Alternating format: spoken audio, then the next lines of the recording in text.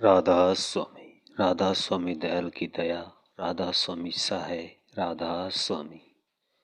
प्यारे सत्संगी भाई बहनों, आप सुन रहे हैं परम संत ताराचंद महाराज जी का 27 फरवरी 1996 रात का सत्संग। किस तरह से फरमाते हैं महाराज जी कि प्रेमियों, सत्संगियों, माताओं व बहनों, एक बीमार आदमी डॉक्टर के पास जाता है तो वो डॉक्टर के आगे हाथ जोड़ता है, बंदगी करता है, डॉक्टर ठीक कर देता है।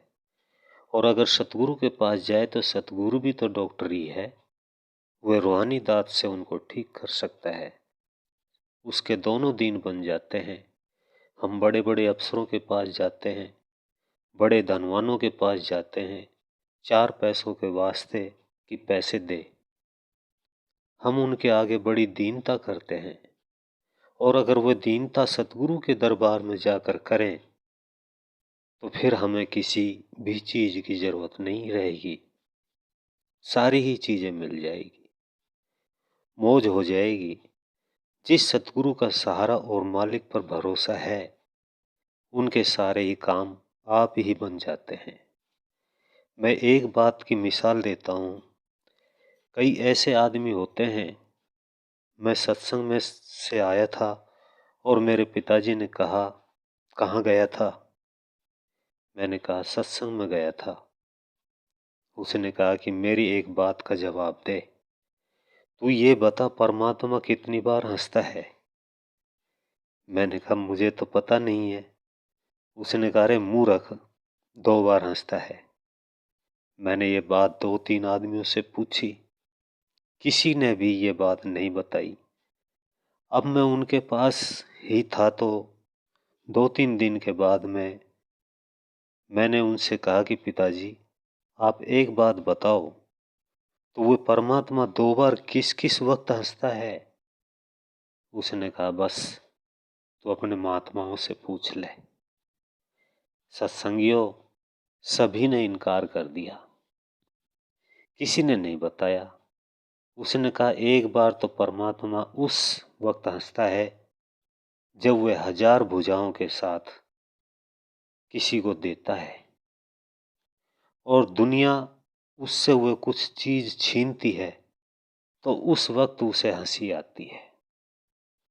जब 1000 भुजाओं वाला किसी को कुछ देता है तो 2 भुजाओं वाले बेशक छीनते रहे, उसके पास वह चीज खत्म नहीं होती।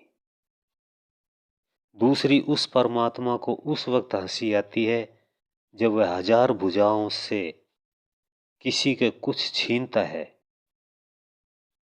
और 2 भुजाओं वाले उसकी मदद करते हैं।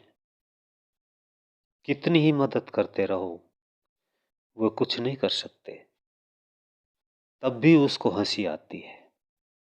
2 भुजाओं वाले तो कुछ भी नहीं कर सकते।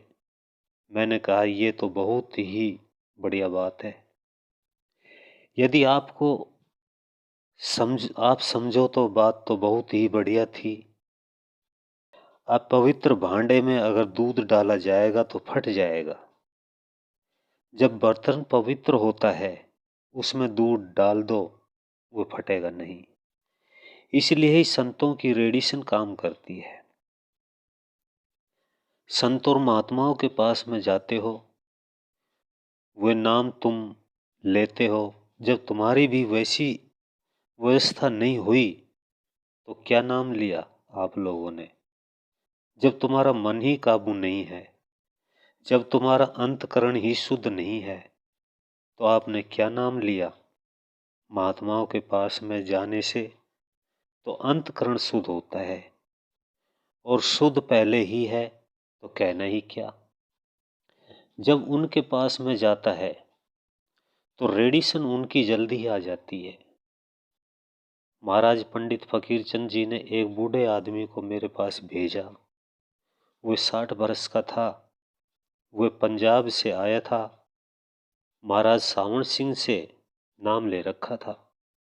मैंने पूछा, क्या बात है? उसने कहा, मैं तो पंडित फकीरचंद का भेजा हूँ।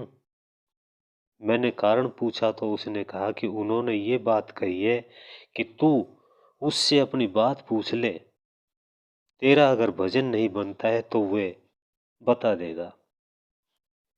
मैंने उसके अंदर देखकर कहा कि आपका भजन नहीं बनेगा। उसने कारण पूछा।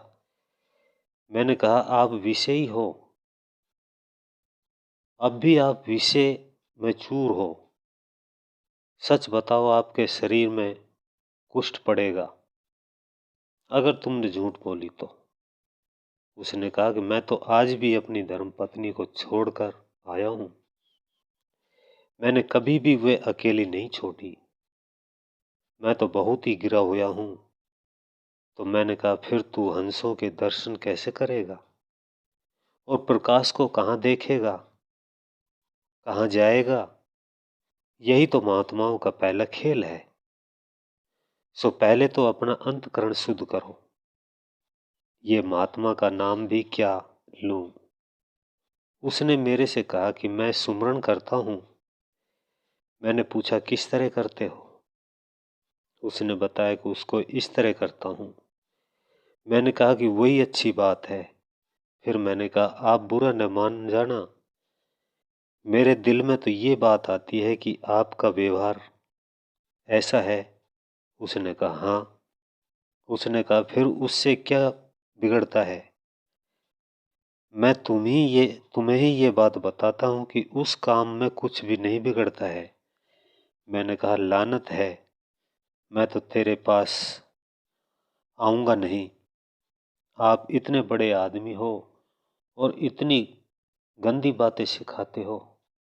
एक बार उसने यहाँ आकर भी सत्संग किया। सभी ढीले पड़ गए। बोले, आपने क्या किया? मैंने कहा, कोई बात नहीं।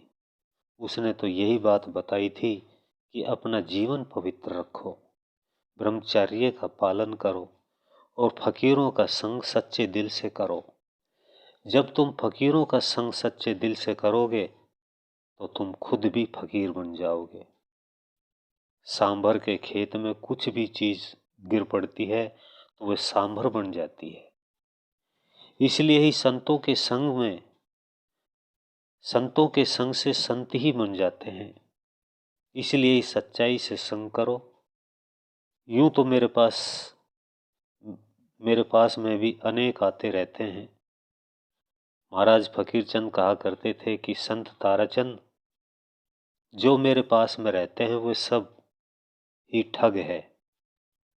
मेरे पास भी अनेक रहते हैं, कोई किसी आशा में और कोई किसी आशा में रहता है।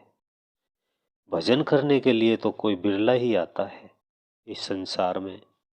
भजन करने वाला तो एक ही करोड़ों का उद्धार कर देता है। ये भी संतों का वचन है। इसलिए गुरुमुखों का संग करना सीखो। परम दयाल जी गुरुमुख थे। वे कैसे गुरुमुख थे आपने सुना होगा। महर्षि शिवरतलाल जी दफ्तर फूंक दिया और उनके साथ में बहुत बुरी बात की। सारे ही उनके साथी भाग गए, सभी छोड़कर चले गए। शिवरतलाल जी महाराज को फकीरचंद जी मिलने के लिए गए। किवाड़ खटखटाए। उन्होंने पूछा, कौन है? उन्होंने कहा, फकीर। उन्होंने किवाड़ खोले, खुलते ही चरणों में गिर पड़ा। फकीर। उन्होंने कहा, फकीर आप क्यों आए? मेरा साथ तो सभी छोड़कर चले गए हैं, आप मेरे पास क्यों आए? तो उन्होंने कहा, ये माल खाने वाले थे, मैंने तो आपको खुदा समझा है। आप मेरे खुदा हो और इसीलिए मैं आपको छोड़ नहीं सकता हूं। उसको आपकी जरूरत नहीं थी, उन्हें आपकी अपनी ही मान बढ़ाई की जरूरत थी। इसलिए ही माल खाने के लिए तो अनेक ही मजनू होते हैं। सिर देने वाला मजनू तो एक ही मिलेगा।